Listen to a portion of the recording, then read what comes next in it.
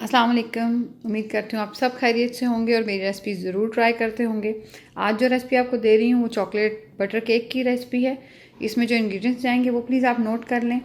इसके अंदर मैं 4.5 कप मैदा यूज़ करूँगी। इसके अलावा इसके अंदर ये 2 कप शुगर जाएगा। 2 कप ऑयल, यहाँ पर आपको 1 कप नज़र आ रहा है लेकिन मैं 2 कप ऑयल यूज़ करूँगी। 4 टेबल स्पून इसके अंदर बेकिंग पाउडर है। तकरीबन 2 टेबल स्पून इसके अंदर वनीला एसेंस जाएगा। हाफ़ टेबल स्पून इसके अंदर मैं टीस्पून जो है हाफ़ टी स्पून इसके अंदर मैं सॉल्ट डालूँगी। 3 to 4 टेबल स्पून जो है ये कोका पाउडर है। 2 कप मेरे पास मिल्क है, 6 एग्स हैं और 4 ऑन्स ये चॉकलेट है। ठीक है जी।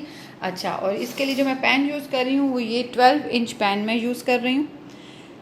अब मैं जो ये केक है ये अपनी नीस की बर्थडे के लिए बना रही हूँ, तो इसलिए मैं इसको काफ़ी बड़ा बनाऊँगी। अगर आप इसको सिर्फ अपने घर के लिए बनाना चाहते हैं तो आपको मैंने जितने भी इंग्रेडिएंट्स अब मैं इसमें आप डालूँगी आप इन सबको आधा कर लीजिएगा। बहुत इजी वे है केक को, आप इतना बड़ा केक नहीं बनाना चाहते तो आप इसको हर इंग्रेडिएंट्स को आप हाफ़ डालें तो वो आपका इससे छोटा केक बनेगा।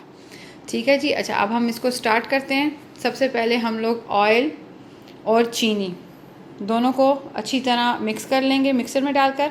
अच्छा जी, मैं ऑयल यूज़ कर रही हूँ। अगर आप मक्खन यूज़ करना चाहें तो आप मक्खन यूज़ कर सकते हैं, लेकिन ऑयल और मक्खन में कुछ इतना ख़ास मुझे डिफरेंस नहीं होता केक बनने के बाद, तो इसलिए मैं ज़्यादातर इसके ऑयल यूज़ करती हूँ केक्स में।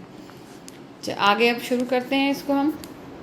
ये देखें जी, मैंने ऑयल और चीनी दोनों इसमें डाल दी हैं और अब इसको हम अच्छी तरह बीट कर लेंगे ताकि ये अच्छी तरह मिक्स हो जाए और उसके बाद फिर हम इसके बाकी के इंग्रेडिएंट्स में आहिस्ता आहिस्ता डालना स्टार्ट करेंगे। अच्छा जी, इधर 1 कप पानी के अंदर मैंने आपको जो 4 ऑन्स चॉकलेट और कोको पाउडर दिखाया था वो मैंने इसमें डाल दिया है। अब इसको अच्छी तरह मैं मेल्ट कर लूँगी और फिर इसको हम लोग सबसे पहले चीनी और ऑयल में मिक्स करेंगे। अच्छा जी, ये चॉकलेट और कोका पाउडर मिक्स हो गया। आई एम सॉरी, मैंने आपको 3 टेबल स्पून कोका पाउडर कहा था जबकि 6 टेबल स्पून डालेंगे, क्योंकि ये केक थोड़ा बड़ा है तो इसमें 6 टेबल स्पून कोका पाउडर डालूंगी। तो आप अगर हाफ़ बनाएं तो आप 3 डालें और अगर आप 12 इंच का इस तरह मेरी तरह बनाएं तो फिर 6 डालें। ठीक है जी, ये हो गई मिक्स।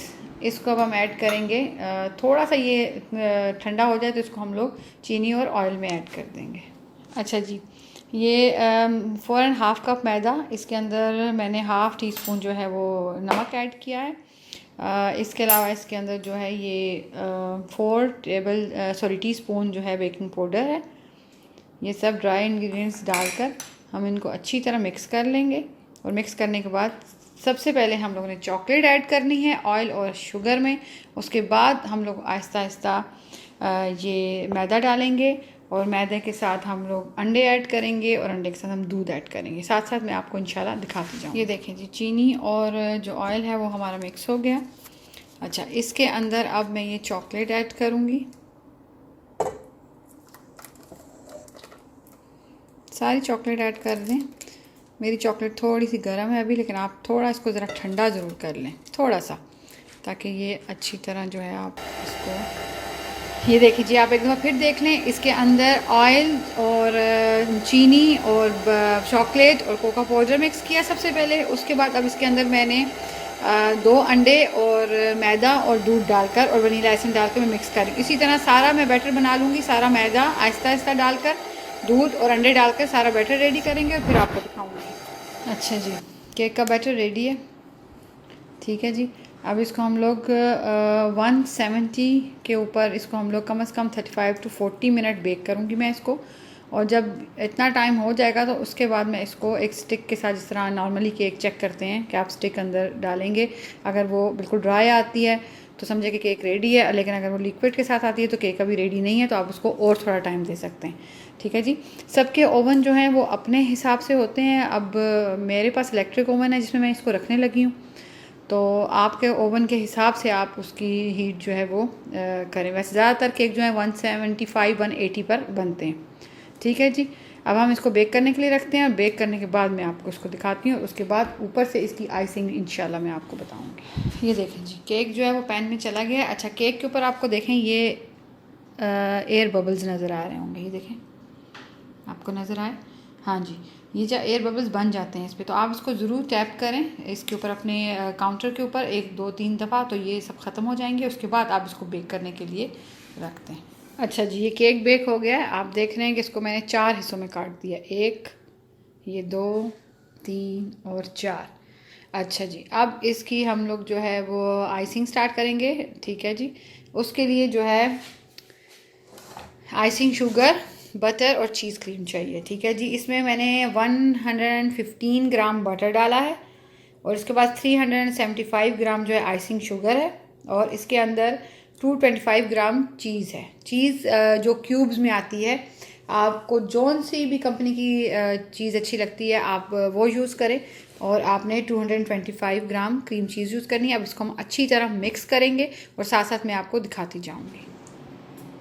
ओके जी, ये देखें जी, क्रीम चीज़ रेडी है। ठीक है जी, अब इसको हम केक को असम्बल करना शुरू करते हैं।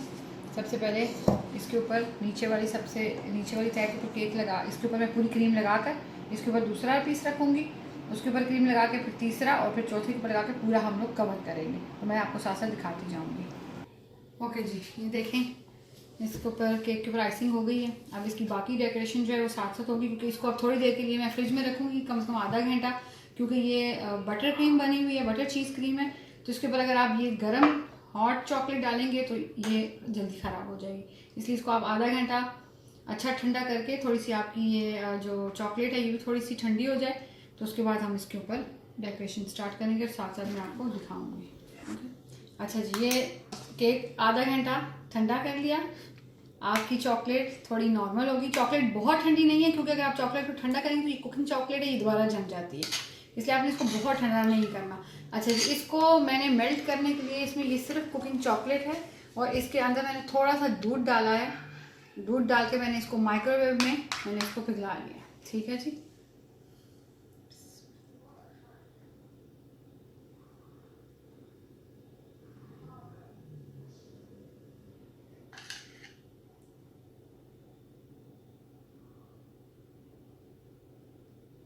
ऐसे आप इस तरह डालते जाएंगे तो ये खुद ब खुद ही चॉकलेट डिज़ाइन जैसा भी बनेगा बन जाएगा, वो मैं आपको दिखाऊंगी। अच्छा जी, चॉकलेट गनाश के बाद अगर आपको ये लगे कि आपको और चॉकलेट इसके ऊपर नहीं डालनी, आप इतनी चॉकलेट इनफ है आपके लिए, तो आप इसको यहाँ पर स्टॉप कर दें, आपका केक रेडी है।